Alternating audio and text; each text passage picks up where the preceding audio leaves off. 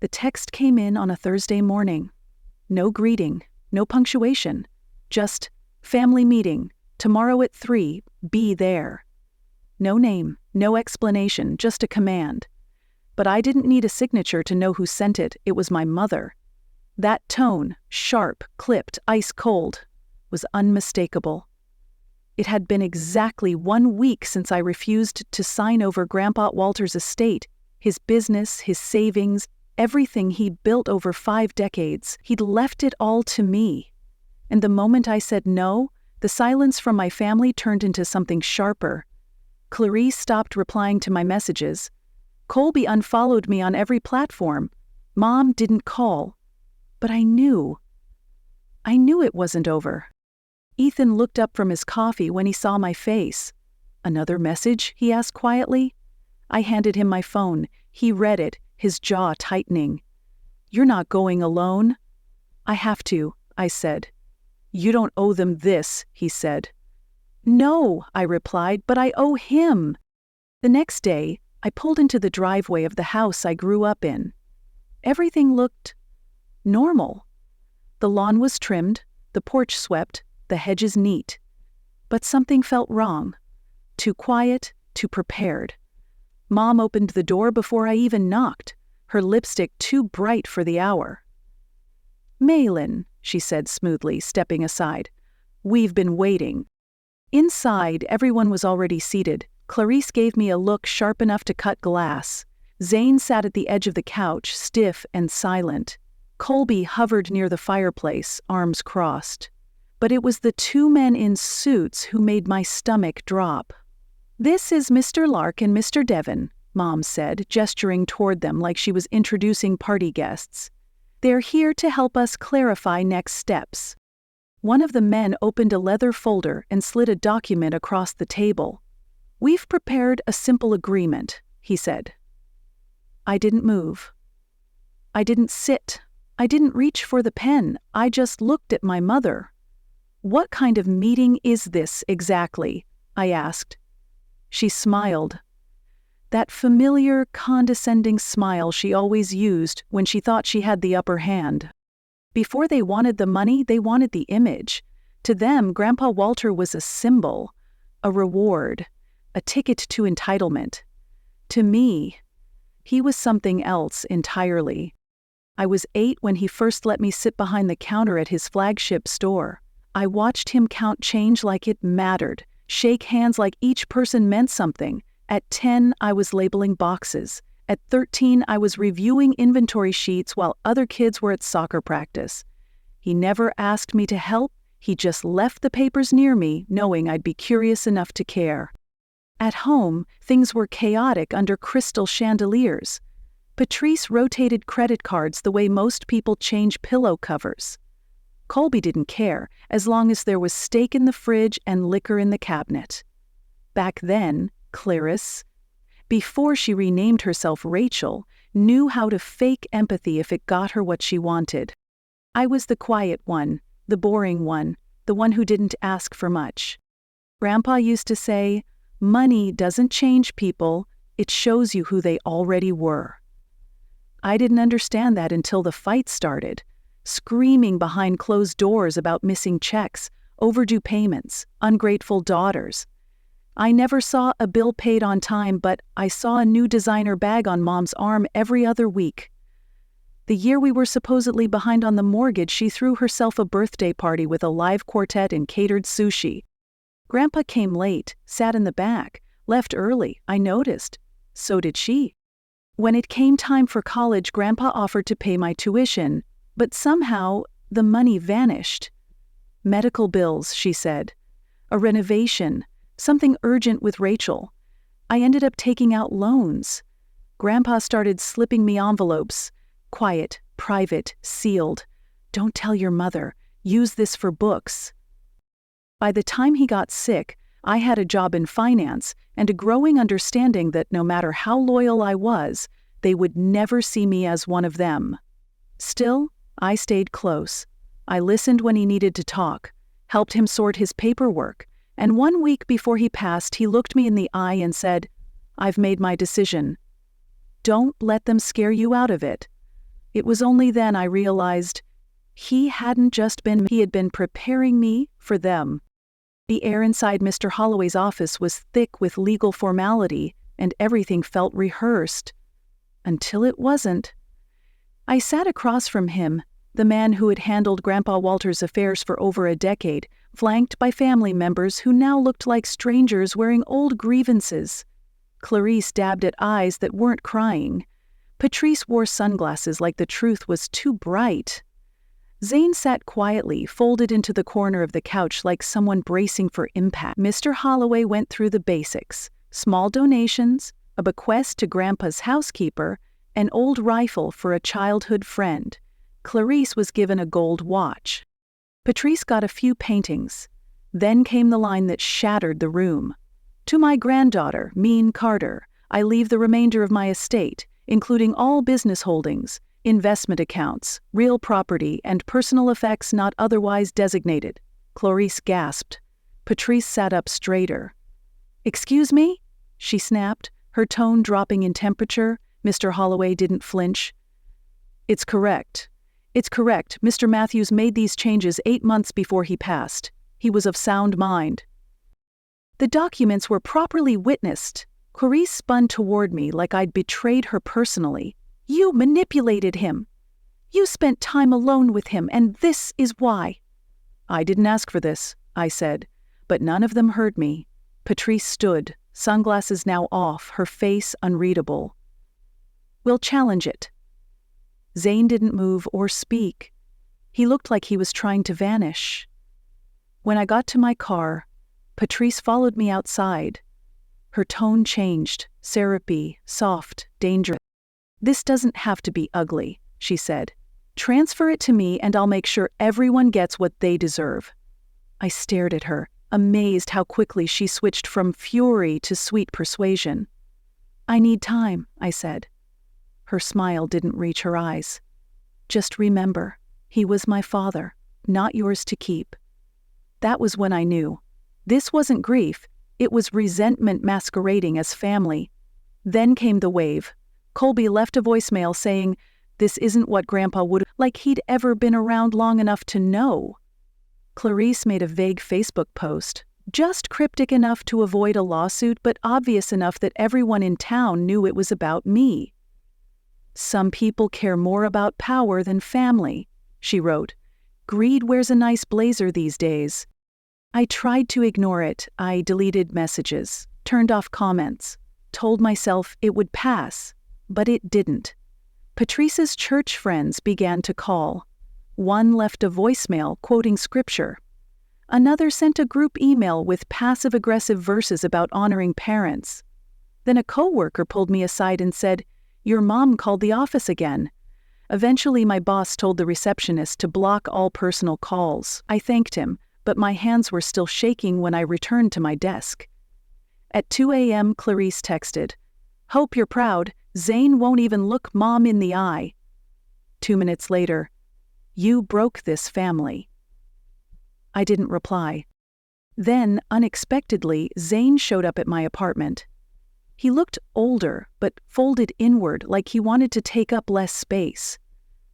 I opened the door and let him in without a word. He sat on the couch, elbows on knees, and said softly, "I don't want the money.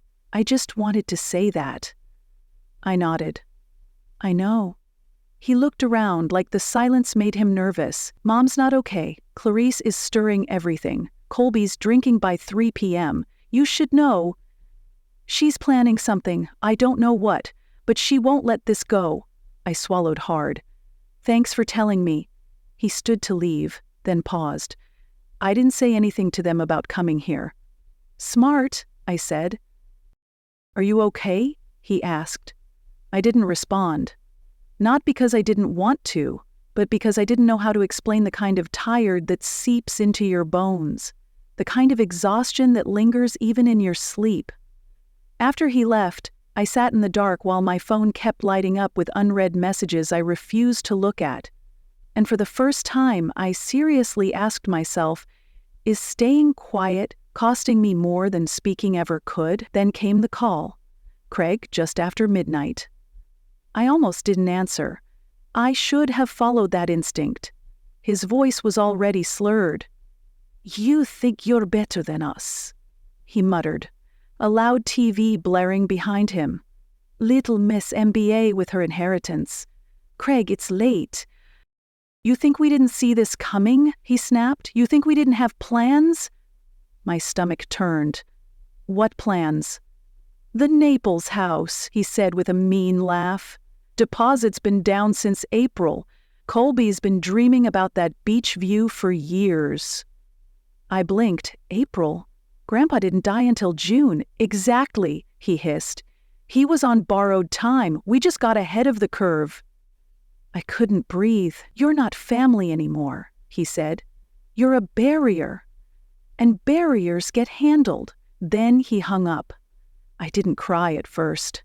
I sat on the couch, still holding the phone like it might offer some form of comfort.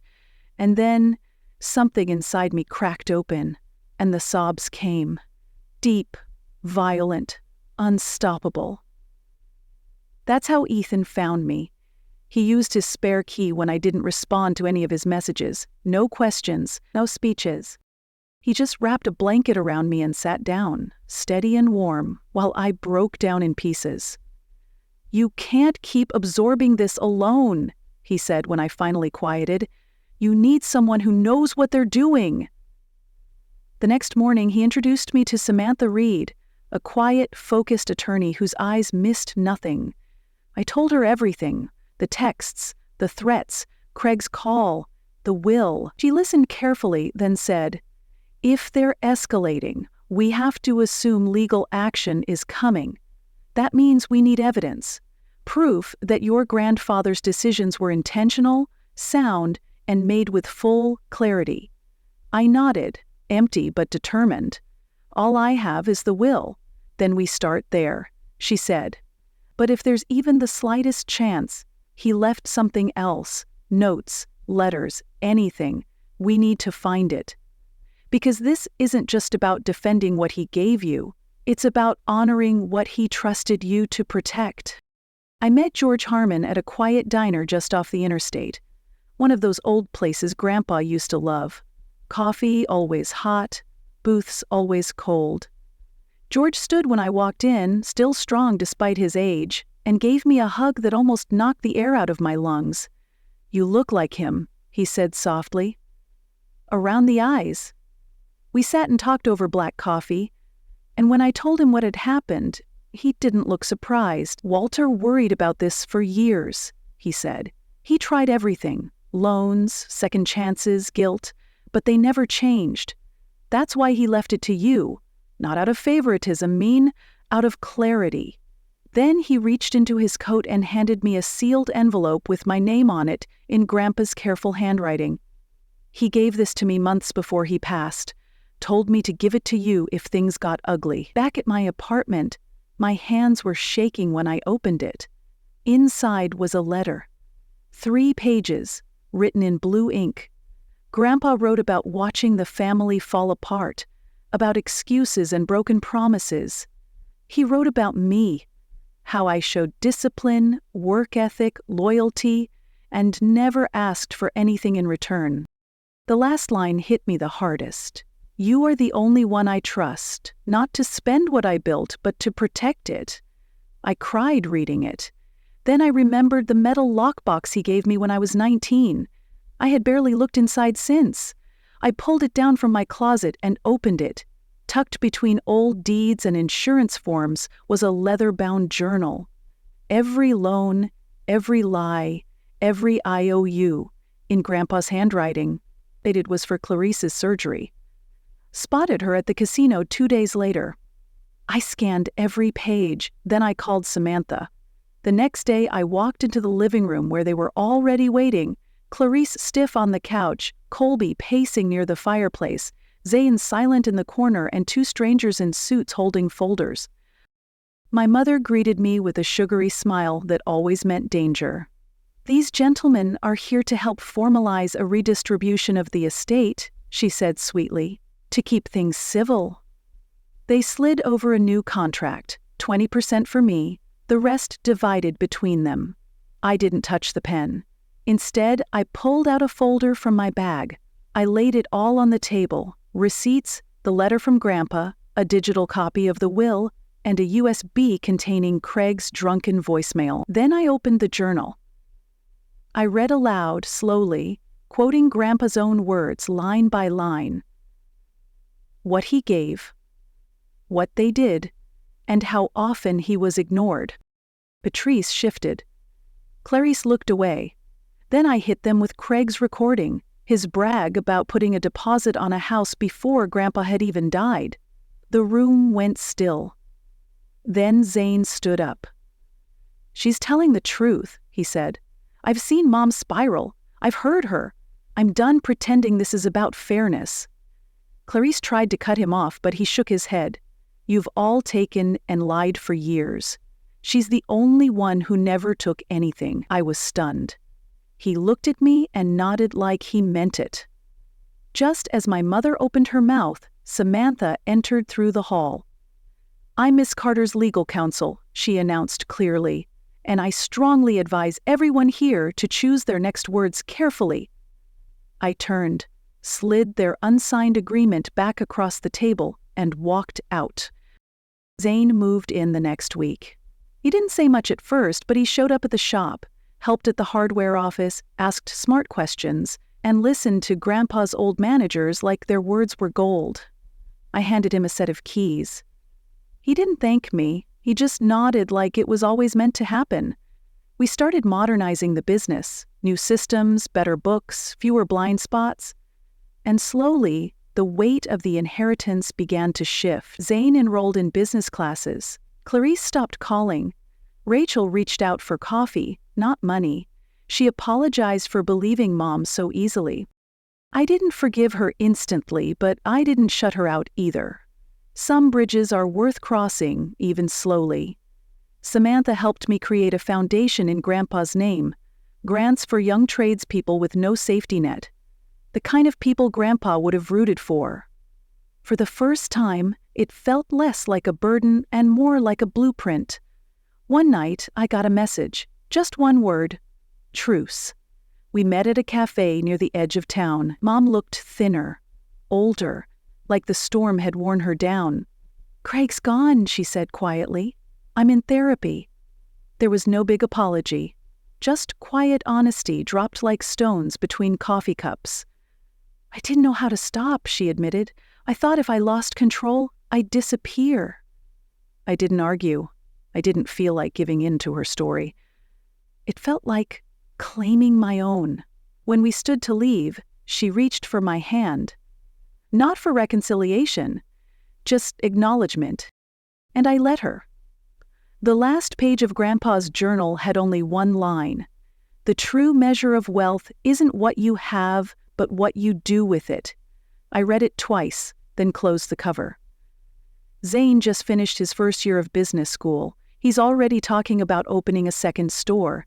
Rachel volunteers at the women's shelter and brings me articles about trauma-informed finance like we're learning a new language together. Last month, I said yes to Ethan.